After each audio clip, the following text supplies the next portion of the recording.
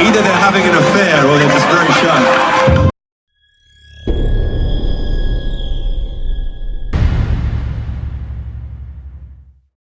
You're swaying to the song, and then you suddenly see yourself on the Jumbotron. You turned around. Mm-hmm. He ducked. Okay, so you see yourself. Take us to that moment. Yeah, that was a moment of total horror, is really the best way I can describe it. My immediate thought was, oh my God, my husband's in the building. He was there with someone else, and I knew that, and that was great and fine.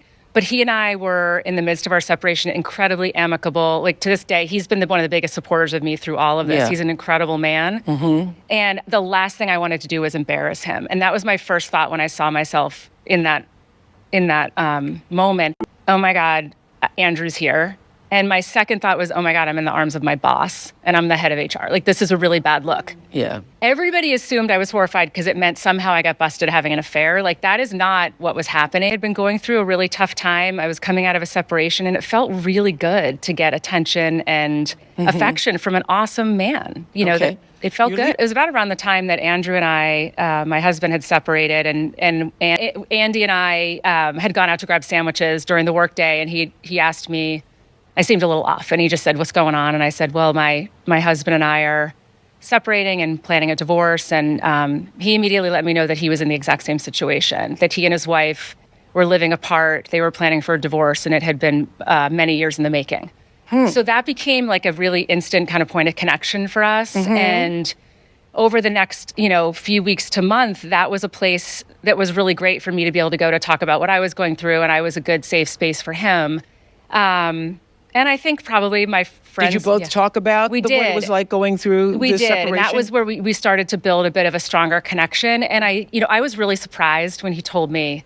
We didn't talk a lot about our personal lives prior to that, so I didn't expect to hear that from him. Right.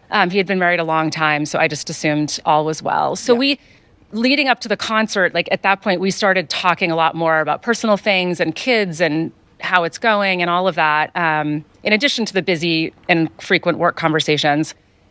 And were you having more lunches? Was it becoming... Yes, we were. It just felt like a really familiar, like safe place to talk about what was going on. And it's so much easier when someone else is in it, in the same experience. We could share that. So we developed feelings for each other during that time. Okay, because I think our world is...